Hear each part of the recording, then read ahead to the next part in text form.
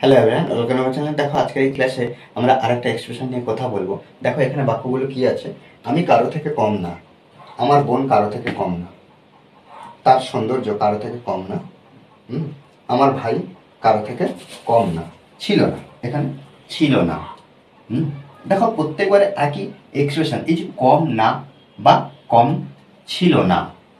হুম, এর জন্য আমরা কি করব, ইংলিশে আমরা এগুলো কি কি করি না, বাংলাতে বলি। এগুলো আমাদের কি করতে হবে, ইংলিশে বলতে হবে। আমরা যদি ডেইলি লাইফে যে প্রত্যেকটা এক্সপ্রেশন নিয়ে যদি আমরা ইংলিশে বলা প্র্যাকটিস করি, তাহলে কি হবে না, ইংলিশেও ইমপ্রুভ হবে। আমরা কি করব না, প্রত্যেকটা এক্সপ্রেশন কিভাবে ইংরেজিতে হবে সেগুলো খুঁজে নেব।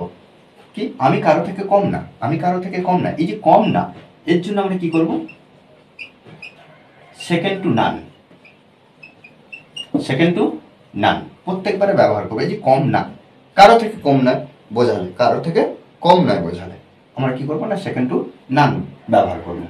আমি কারো থেকে কম নয়, তাহলে এখানে আমরা বাক্যটার গঠন কিভাবে করবো, প্রত্যেকবার সাবজেক্ট প্রথমে আনবো, তারপরে আমি যার ও আজারের মধ্যে যে কোনো একটা আনবো। যদি প্রেজেন্ট ফর্ম হয় তাহলে আমরা আমি যারের মধ্যে যে কোনো একটা, আর যদি পাস্ট ফর্ম হয় ও আজারের মধ্যে যে কোনো একটা। তাহলে একটা বাক্য গঠন করি, আমি কারো থেকে কম না,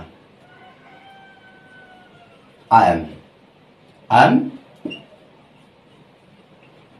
সেকেন্ড টু নান। ওকে, আমি কারো থেকে কম না, এই যে কারো থেকে কম না, এর জন্য আমরা কি করছি না, সেকেন্ড টু নান। আর সাবজেক্ট, তারপরে প্রেজেন্ট ফর্ম হলে আমি যা, আর পাস্ট ফর্ম হলে ওয়াজার। আমার বোন কারো থেকে কম না, তাহলে একইভাবে মাই সিস্টার, মাই সিস্টার। আচ্ছা, এখানে ছোট করে লিখবো মাই সিস্টার ইচ। কেন, এখানে আয়ের পরে অ্যাম হয়, আর এখানে যে সাবজেক্টটা থার্ড পারসন সিঙ্গুলার নাম্বার, ওই জন্য ইচ ব্যবহার করছি, মাই সিস্টার ইচ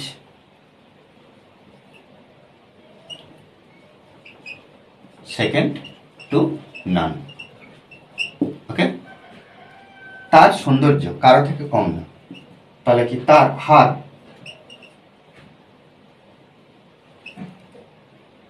হার সৌন্দর্য বিউটি, হার বিউটি তার সৌন্দর্য ইচ